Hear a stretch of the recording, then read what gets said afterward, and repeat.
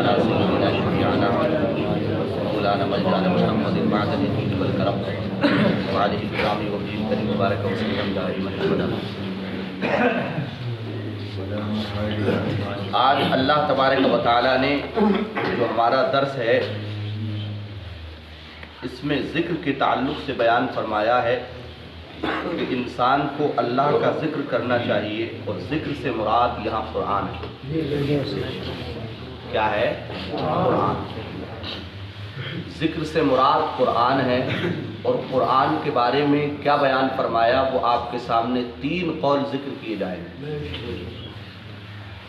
پہلا قول یہ ہے کہ قرآن کے بارے میں قرآن سے ذکر سے مراد جو ہے وہ قرآن کے مقتضیات ہیں، یعنی قرآن کے جو احکامات ہیں، اللہ تبارک و تعالیٰ نے جو احکامات ہمیں دیے، ناجائز امور سے بچنا، حرام ناجائز ان تمام چیزوں کے اندر تمیز کرنے کا نام کیا ہے؟ قرآن۔ دوسرا قول مفسرین کرام نے جو بیان فرمایا ہے وہ یہ ہے کہ ذکر سے مراد یہاں پر ہمارے اور آپ کے نبی کی ذات ہے۔ کس کی ذات ہے؟ نبی کی ذات۔ تیسرا قول جو ذکر کیا ہے وہ یہ ہے کہ اس قرآن سے مراد یہ ہے کہ اللہ تبارک و تعالیٰ کے نبی صلی اللہ علیہ وسلم کا نام ہے صلی اللہ علیہ وسلم نے ارشاد فرمایا کہ جو قرآن کے اوپر عمل نہیں کرے گا اللہ تبارک و تعالیٰ بروز حشر اس کو اندھا اٹھائے۔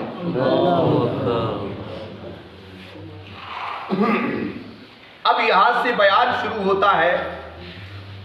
نبی مکرم ارشاد فرماتے ہیں انسان راتوں کو اٹھ اٹھ کر اللہ تبارک و تعالیٰ کی عبادت کیا کرو، اپنی آنکھوں کو جو ہے اللہ تبارک و تعالیٰ کے ذکر سے معطر کیا کرو۔ امام ابو نعیم اپنی کتاب حلیہ کے اندر نقل فرماتے ہیں کہ میں نے پوچھا یا رسول اللہ، ایک صحابی کہتے ہیں کہ میں نے پوچھا یا رسول اللہ اگر کسی انسان کو رونا نہ آتا ہو تو کیسی صورت بنائے؟ حضور نے ارشاد فرمایا اگر کسی انسان کو رونا نہ آتا ہو نا تو رونے کی شکل اختیار کر لے، اللہ اس کے اوپر بھی رحم کرے۔ میں نے کتاب میں پڑھا حضرت داتا گنج علی ہجویری رحمت اللہ تعالی علیہ بیان فرماتے ہیں کہ جو انسان اپنی آنکھوں سے آنسو نہ نکالتا ہو تو اس کو اپنی تقدیر پر رونا چاہیے، کہ جس کی آنکھوں سے اللہ کی یاد میں ایک آنسو کا قطرہ نہیں نکل سکتا تو وہ انسان کس کام کا ہے؟ بتائیے۔ حضور فرماتے رویا کرو، اس قرآن کو یاد کر کر کے رویا کرو۔ اللہ اکبر۔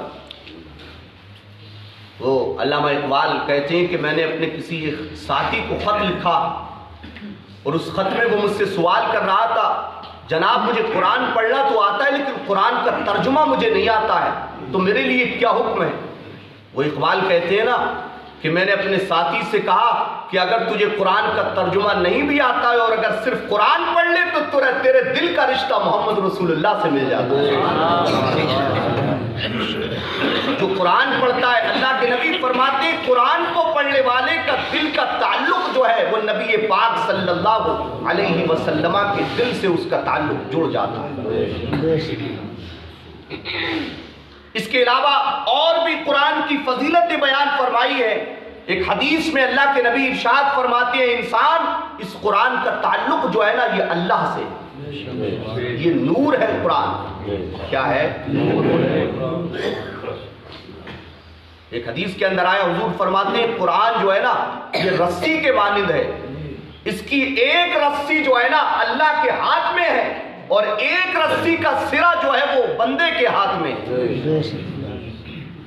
فرمایا گیا نبی پاک فرماتے ہیں کہ جب انسان اس رسی کے ٹکڑے کو پکڑتا ہے تو اللہ تبارک و تعالیٰ اس کے ہاتھ پہ کرڑ مارتا ہے، اور جب انسان اس رسی کے حصے کو مضبوطی سے پکڑ لیتا ہے اللہ فرماتا ہے میں اس پہ اپنی نظر کرم فرماتا ہوں۔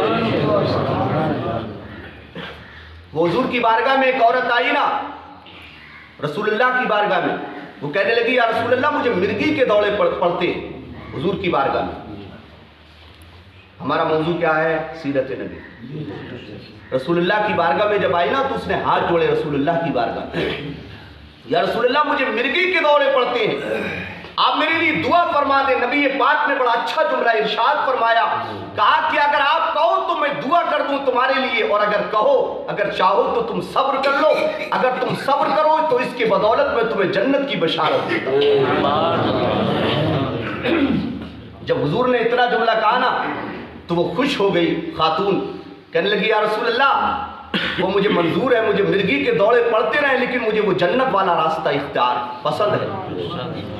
जब इतना कहा तो लेकिन कहने लगी या रसूलुल्लाह मैं एक बात आपकी बारगाह में अर्ज करना चाहती हूँ, या रसूलुल्लाह मैं औरत हूँ, जब दौरा पड़ता है ना मुझे तो दौरे के दरमियान में मेरा सत्र जो है वो खुल जाता है, या रसूलुल्लाह इसके लिए दुआ फरमा दी कि मेरा सत्र जो है वो न खुला करे। हुजूर ने उसके लिए दुआ फरमा दी।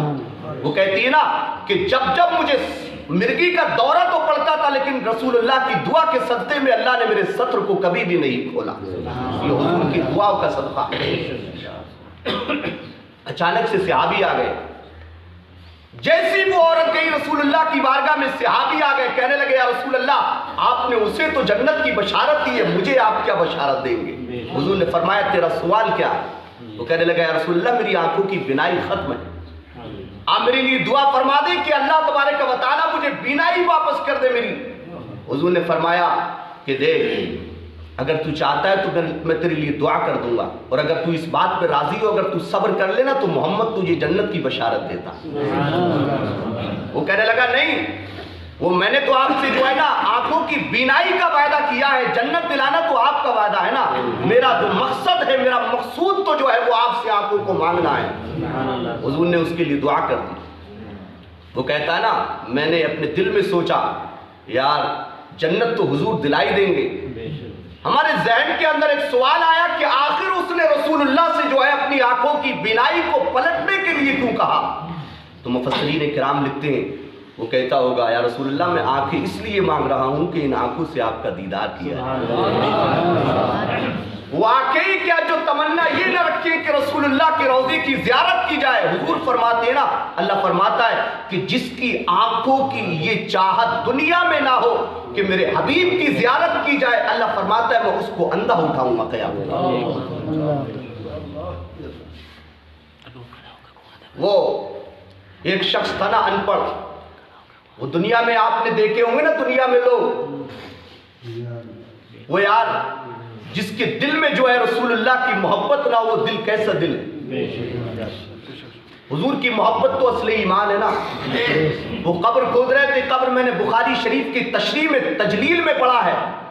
मेरे पीर और मुर्शिद सरकार ताजुश शरिया ने एक तालीक लिखी है बुखारी शरीफ की, उसके अंदर मैंने रात पढ़ा। वो कोई कब्र खोद रहे थे ना कब्र, तो देखा कि कब्र खुल गई। तो जब कब्र खुली तो उसकी कब्र से जो है ना इत्र की तरह खुशबू फूटने लगी। लोगों ने देखा वो कब्र के अंदर अल्लाह की इबादत कर रहा है, उससे तो नहीं पूछा, उसने कहा कि मेरी कब्र को ढांप दिया जाए।